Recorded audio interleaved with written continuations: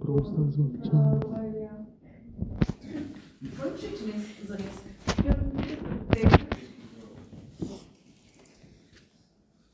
Нещо друго.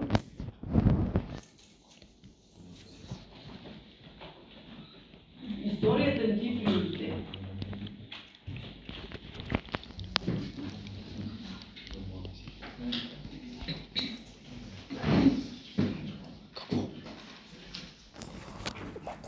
Няма нафиг. Виж се, сега днеска се пусна.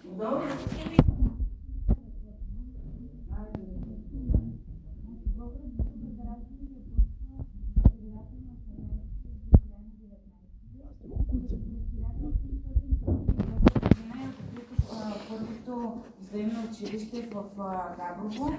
През 1846 година е първото класно училище в Копривщица.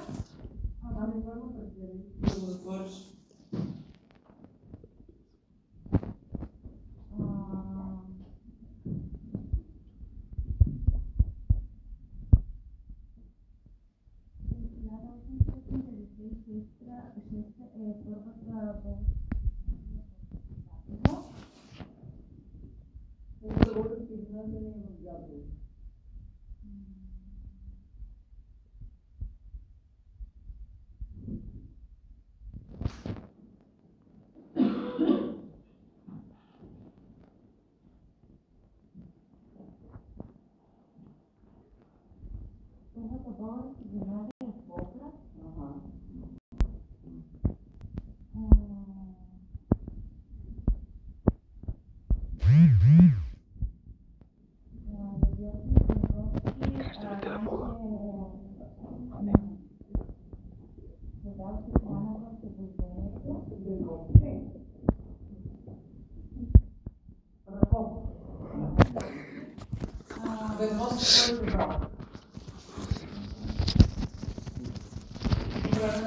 Априлското въстание, той действа с една чета, как се нарича? Няма да игра, няма да игра. Той най-циганска. Как се нарича четата на Бенковски? Как? Те па, майко. Как се нарича за Априлското въстание? За Априлското въстание има 4 окръга. Първият е Търновски окръг, след това е Втори. Кой е главен апостол в Търновския?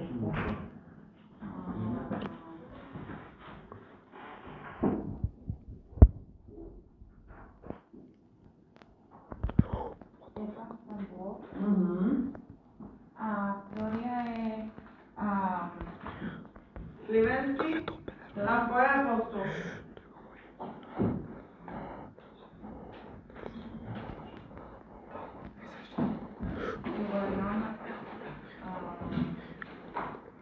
Драгостинов. Трети е Пловдивски е четвърти. Аре, бе, те па. Кой е Пловдивският главен? Те са двама. Първоначално е бил един, после става друг. Панайот Волов. А после? Той сам се отказва в полза на...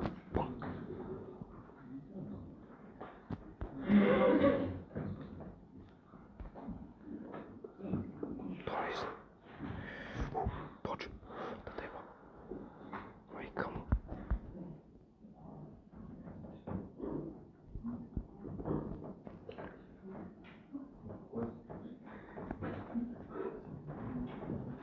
Чакай ги тук. Те е събота. Така. Написали ли винаги тези работи? Замятам днешния урок. Организация на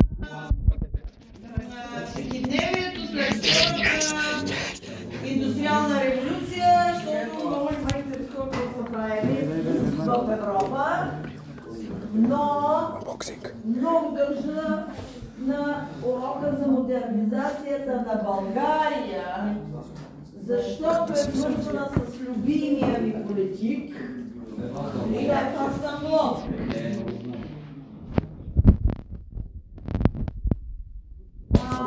Ти си набия чик.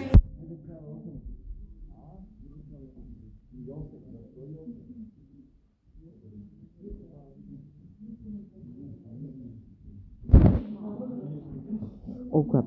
Oh crap. Модернизация на България и Балканите.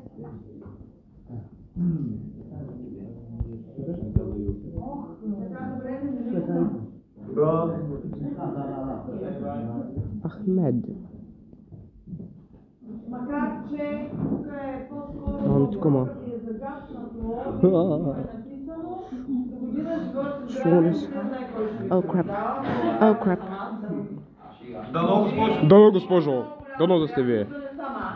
Дай ба.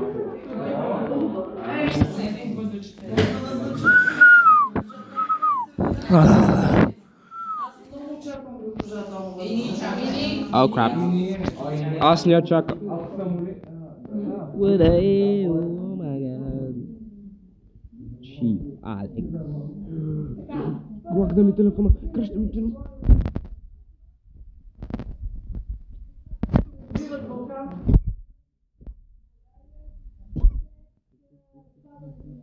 Какво? Мато пише дали е направено за хора под 18 или над 18. Аз викам под 18 и те изключват коментарите. Ма ако е над 18, те повече хора не могат да ми гледат видеята. Предполагам, че няма нужда да обяснявам и това са неща, които и сами можете да... Пак че курвенската платформа. Изключително зле икономически. Основните занятия на населението са в 90% земеделието, а останалото е дребно занаятчийство, като това дребно занаятчийство е развито в градовете и е свързано с това, че има мънички занаятчийски работилници с един майстор и двама има там чераци и калфи. Т.е. производството не е кой знае какво. По принцип, изобщо индустрия, въпреки че още по времето на османската власт започва създаването на фабрики. Вие знаете за първата българска фабрика. Фабрика, която е създадена в Сливен. Но те се броят на пръсти, да не кажем, че тази фабрика, между другото, я създава българина,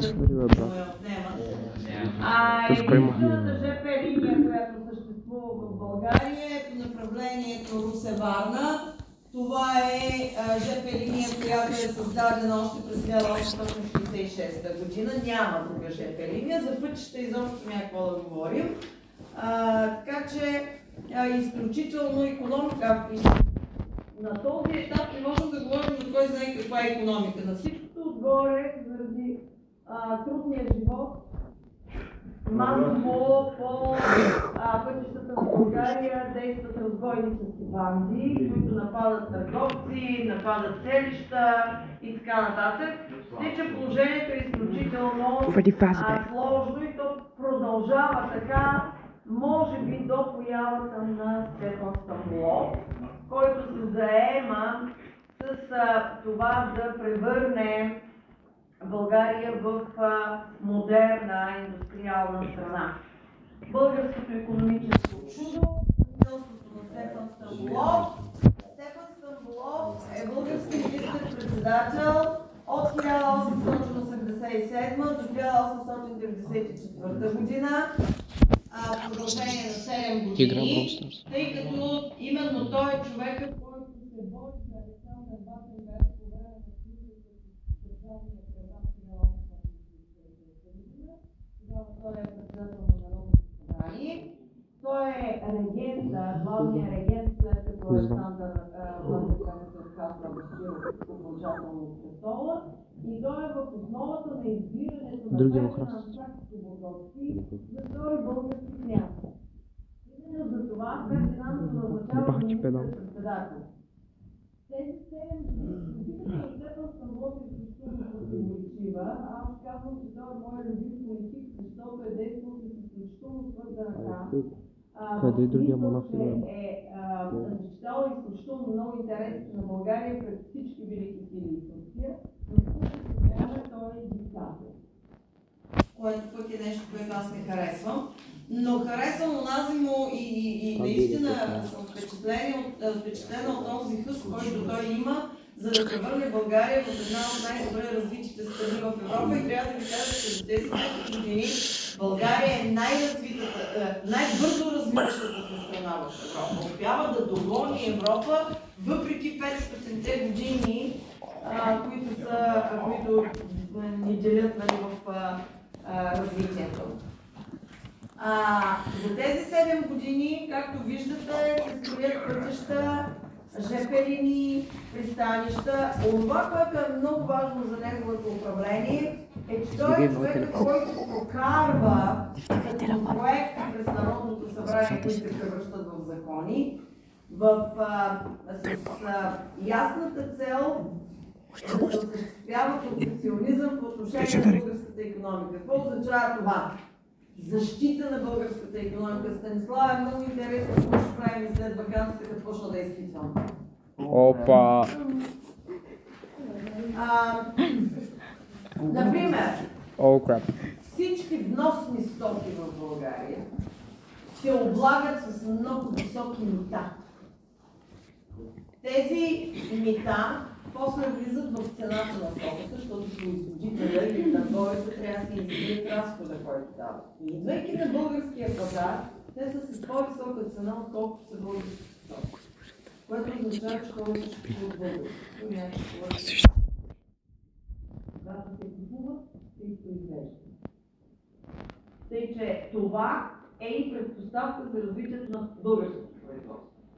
Когато български стоки излизат в чужбина, се облагат с много по-ниски мита на границата, така че това да не повлиява на цената им и когато отидат в чужбина, също да бъдат предпочитани от чуждестранните, от там от хората, които ги купуват. Това също води до по-голямо производство за износ и повече пари, които влизат както в джоба на собственика, така и на държавата, защото тези собственици плащат и дават.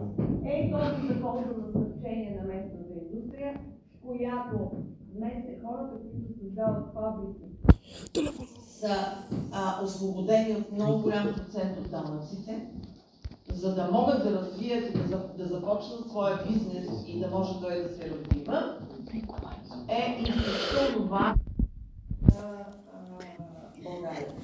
Сключва страшно много търговски договори с европейските страни. Законодателството така е направено, че да има в България да влизат чужди капитали, т.е. чуждестранни собственици да създават свои фабрики тук, хем плащат данъци в България, хем отварят работна ръка. Изобщо нещо, което сега се опитваме да правим, както виждате, предполагам, от време на време чувате нещо в новините. Модернизира селското стопанство с законите, които се приемат, защото масово започват да се произвеждат и селскостопански машини. Най-напред се започва с прословутия метален плуг, който до тогава с дървеното рало са обработвали земята. Вече влиза този метален плуг, може да се внасят и произвеждат селскостопански машини. Това, че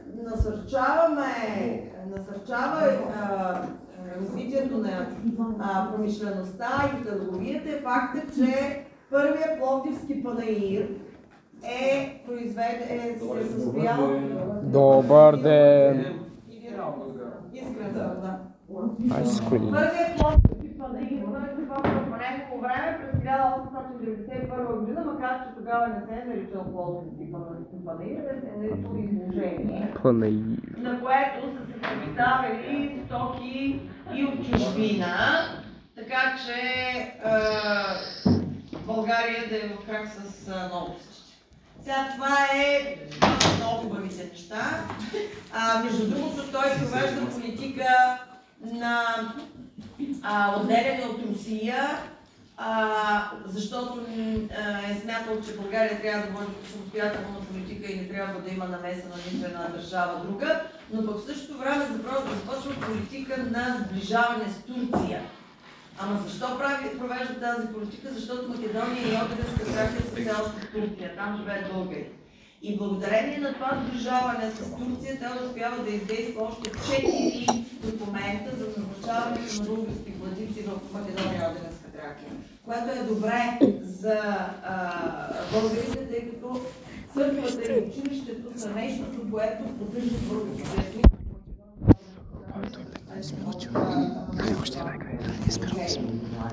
Най-неприятната част от неговата политика е диктаторството, защото той не е зачитал мнение, различно от него. И всеки, който е посмял да се противопостави по някакъв начин на Бог, е бил или убит, или хвърлен в затвора без провеждане на никакъв съдебен процес, или принуден да напусне България.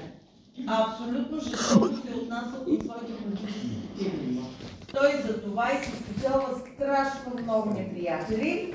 И когато през 1894 година влиза в пореден конфликт с Фердинанд, защото в края на неговото управление отношенията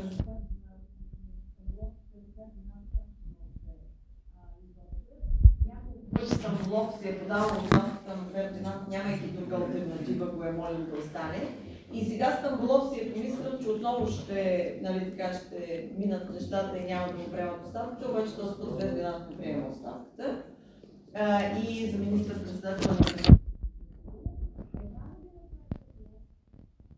на Стамболов вече не е министър-председател, по време на една негова разходка и центъра в София, в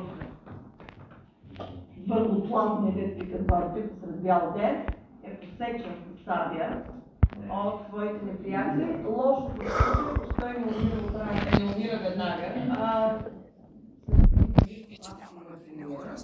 от раните си.